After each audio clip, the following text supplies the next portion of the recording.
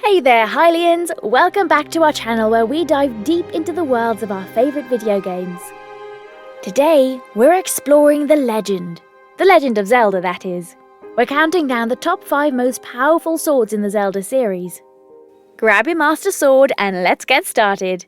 Over the course of 30 years, Link has used many powerful blades to save the many lands he has travelled. Kicking off our ranking at number 5 is the Bigon Sword, which appears in the Ocarina of Time, the Oracle game's both ages and seasons, as a secret weapon. It is the strongest sword in both games, even stronger than the Master Sword.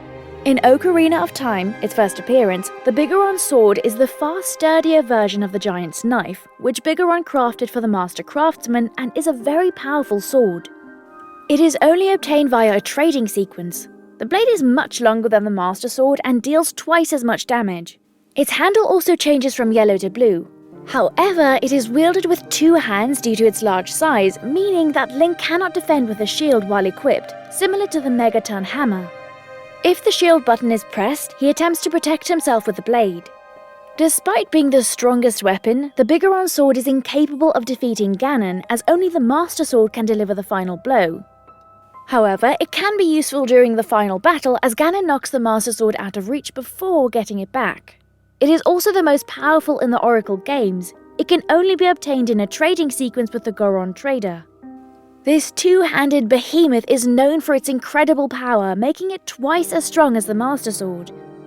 But the sword has one major drawback. You can't use a shield when wielding this giant blade. If you try to defend, Link will bring the sword up to block the attack, although not to very great effect. Despite this, its raw power makes it a fan favourite for taking down Ganon and other tough foes. Coming in at number 4 is the Four Sword. Featured prominently in Four Swords Adventures and the Minish Cap, this magical blade has the unique ability to split Link into 4 copies of himself. Imagine the possibilities of 4 Links fighting in unison. This sword is not just powerful but also incredibly strategic, allowing for teamwork and puzzle solving like never before. The sword splits Link into 4 copies of himself. They are able to fight in unison as well as operate independently of each other. It is able to emit sword beams as well. We now dive deep into the apocalyptic land of Termina. Here we find Great Fairy's Sword. Link can obtain this ultimate blade by collecting all 15 stray fairies in the Stone Tower Temple and returning them to the Fairies' Fountain in Ikana Canyon. Doing so will return the Great Fairy of Kindness back to normal, who will thank Link and give him the sword as a reward for his help. Unlike the Kokiri Sword, Razor Sword, and Gilded Sword, the Great Fairy's Sword is equipped to the C buttons as an item rather than the B button. Being a double-handed sword, it cannot be used in concurrence with a shield, having the same drawback as the Bigon Sword. To counter this disadvantage, it deals 4 times as much damage as the Kokiri Sword, making it the most powerful sword in the game, along with the fierce Deity Sword. Moreover, Link can use the sword even if he's jinxed by a blue bubble, meaning the sword is able to counter curses, which we have not seen any other sword able to do so far. While the information I am about to give you is non-canon, I think while it's non-canon, it would make sense to throw it in here for you guys to maybe think about as well. Tell me if this makes sense. In the game Soul Calibur 2, it is stated this is Link's ultimate blade. While that is an old game and highly debatable, what I found interesting that in the game they give the sword a healing factor. The sword actually heals Link in battle. At first, I thought that makes no sense and no way that could be a canon thing, but as I started thinking more and more, it began making a lot of sense. The fairies have always been allies to Link. All the great fairies grant Link powers from magic power to magic arrows, to even being able to control the seasons themselves. So, why would it be so far-fetched that this ultimate weapon the fairies give him wouldn't be able to heal him when all fairies heal Link when asked or when they make contact with Link? What do you think? Should they make a primary game bringing a sword like this for the fairies into the series?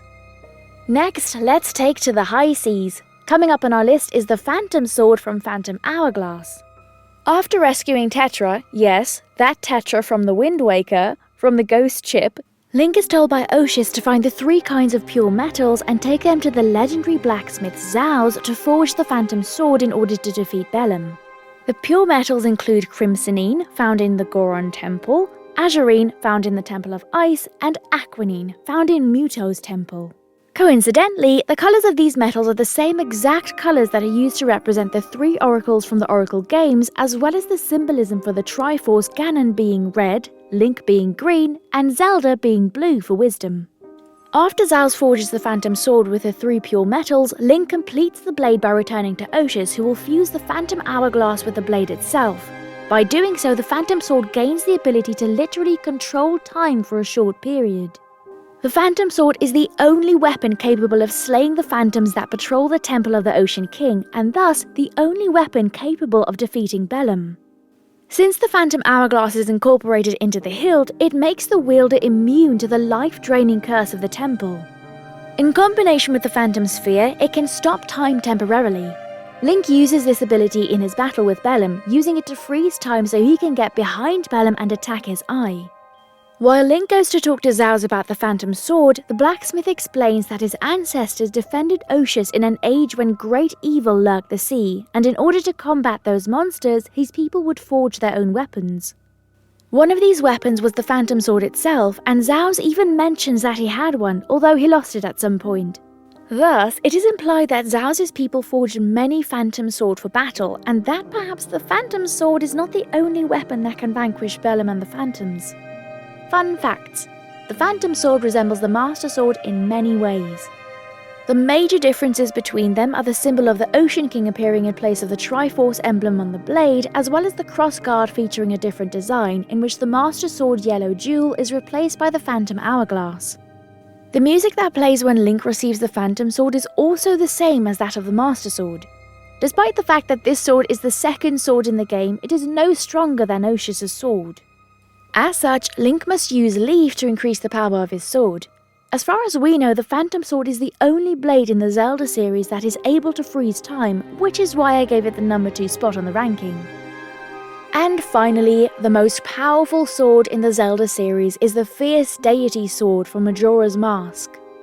When Link dons the Fierce Deity mask, he transforms into a godlike warrior equipped with this massive double helix blade. Its power is unparalleled, allowing Link to shoot energy beams with every swing. This sword is so overpowered that it's mostly used in boss battles, making Link nearly unstoppable. In order to even wield this blade, you have to don the power of a literal god. You must acquire all the masks and give them to the Moon Kids, and in exchange you are given the Fierce Deity mask. If we take it that this one mask is more powerful than all other masks combined, that's intense. The double helix blade in base has the same strength as the Great Fairy sword, and we already showed that the Great Fairy blade is just as strong as the Bigon Sword, it's just slightly shorter in length. Now, what separates the double helix blade is it drains magic power and hurls energy discs. With each swing double its power of its hits. I hope you like my ranking. And there you have it, folks, the top 5 most powerful swords in the Zelda series. Did your favourite sword make the list? Let us know in the comments below, and don't forget to like, share and subscribe for more Zelda content. Until next time, keep exploring, keep fighting, and may the Triforce be with you.